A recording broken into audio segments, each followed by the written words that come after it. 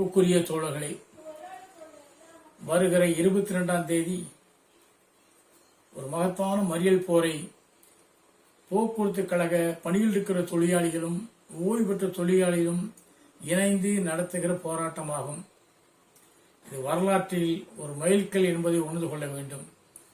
இதில் பங்கெடுக்க வேண்டியது ஒவ்வொரு தொழிலாளியினுடைய கடமை என்பதை புரிந்து கொள்ள வேண்டும். தோழர்களே, இன்றைக்கு இந்த போராட்டத்தினுடைய மையக்கரு என்பது எனக்கு கொடு என்று கேட்பதல்ல, என்னிடமிருந்து எடுத்ததை கொடு என்று சொல்லுகிற போராட்டம். அப்படியானால் உழைக்கும் தொழிலாளிக்கு தன் ஊதியங்களை அவன் வியர்வை உலரும் முன்பே கொடுக்க வேண்டும் என்று நபிகள் நாயகம் சொல்லுகிறார். அப்படி தொழிலாளிகள் கஷ்டப்பட்டு சேர்த்து வைத்த அந்த தொகையை தரம் மறுப்பதும் காலம் கடத்துவதும் சரிதானா? அதே மாதிரி பணியில் இருக்க தொழிலாளிகளுக்கு உள்பட எல்லோருக்கும் பென்ஷன் கொடுக்கப்பட வேண்டும். அந்த தொழிலாளிகளுக்கு நியாயமான சம்பளம் வழங்கப்பட வேண்டும். அது வழங்காமல் மறுத்து வருவது நியாயம்தானா?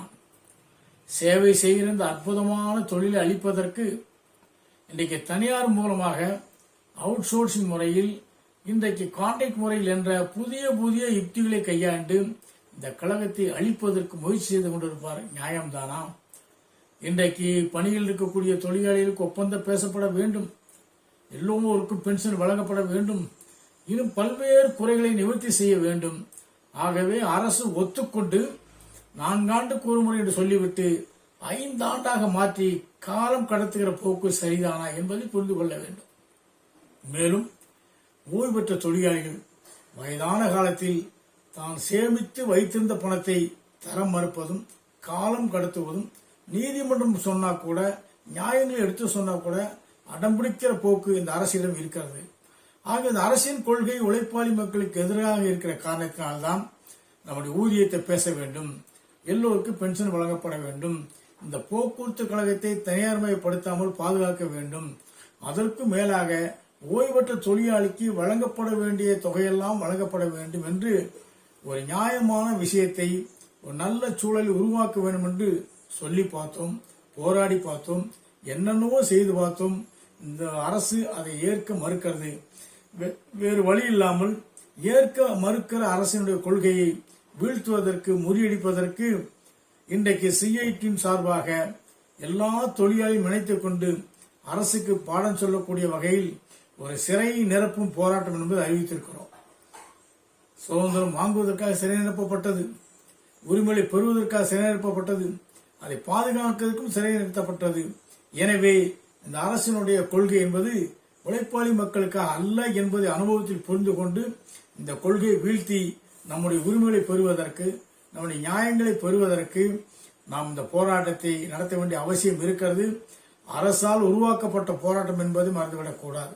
எனவேதான் இந்த போராட்டத்தில் ஒவ்வொரு தொழிலாளி பங்கேற்பது நம்முடைய கடமையாகும் என்ற வகையில் எல்லோரும் ஒன்றாக இணைந்து கொண்டு சங்கங்களை மறந்து, அனைத்தையும் மறந்து, ஒரே மனிதனாக எழுந்து ஓடும் தொழிலாளிகளும் ஓய்வு பெற்ற தொழிலாளிகளும் வருகிற 22ஆம் தேதி சிறை நிரப்பும் போராட்டத்தில் நாம் ஈடுபட வேண்டும். சிறைகள் நிரப்பப்பட வேண்டும். ஆயிரக்கணக்கான தொழிலாளிகள், லட்சக்கணக்கான தொழிலில் பங்கெடுக்க வேண்டும். இது நாட்டு மக்களுக்கு புரிய வைக்கக்கூடிய போராட்டம். ஆகவே நாட்டு மக்களுக்கு ஆதரவு நமக்கு தரப்பட வேண்டும். அந்த வகையில் அரசு இந்த உணர்வுகளை புரிந்து கொண்டு உடனடியாக பேசி முடிவுக்கு வர வேண்டும். இல்லை என்று சொன்னால் இன்னும் வீடு கொண்ட போராட்டங்கள் எழும்.